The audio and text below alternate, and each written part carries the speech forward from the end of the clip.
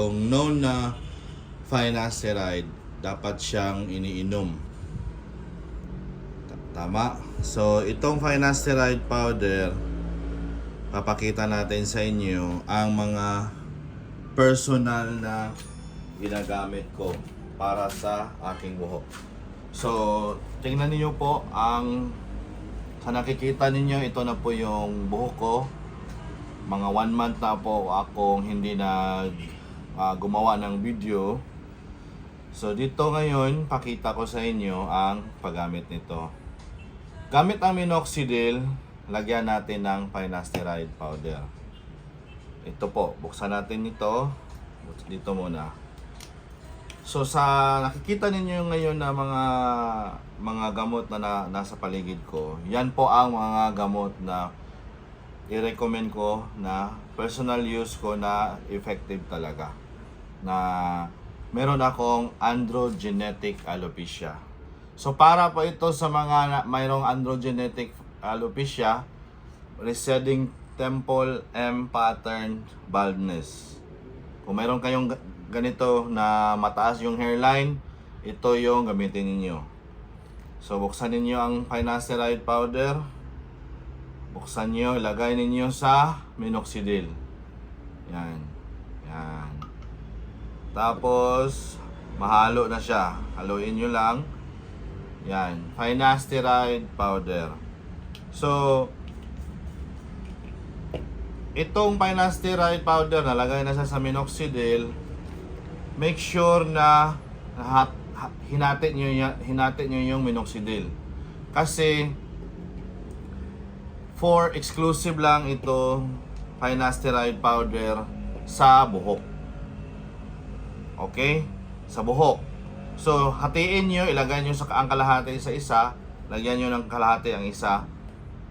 Kung dapat meron kayong empty bottle or kahit anong lalagyan, basta hatiin nyo. Para kung nagpapatubo kayo ng bigote, walang finasteride powder. Yan. At sa link na ito na mayroong finasteride powder, mayroon kayong makikitang LCLT, L-carnitine L-tartrate at biotin. Isabay na rin natin ilagay ang LCLT at biotin. Bakit? Kung biotin powder, para hindi madaling maglagas yung buhok, matibay yung buhok. So ilagay natin yung biotin. Teka lang, yan. Lagay natin, pakita natin sa inyo. Okay, ayun. Yan. Okay. At LCLT, importante itong LCLT. Pwede siya sa bigote, pwede din siya sa buhok.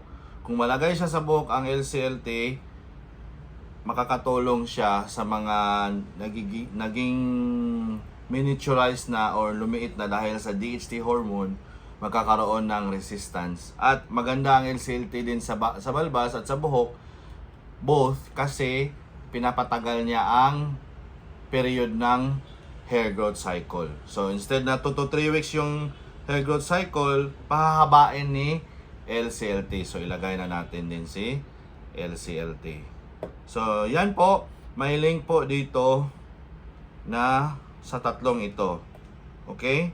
So, pwedeng finasteride lang yung pwede lang kasi mura lang ito eh. Pwede finasteride lang yung ilagay niyo dito sa minoxidil. Siguraduhin niyo lang na nahati ninyo. Pero kung buhok lang talaga ang paggagamitan ninyo ng minoxidil, walang problema, wag niyo nang hatiin. So, may link tayo dito at kasi gusto kong i-share sa inyo lahat ito. Itong shampoo na to, ketoconazole, twice a week lang. Itong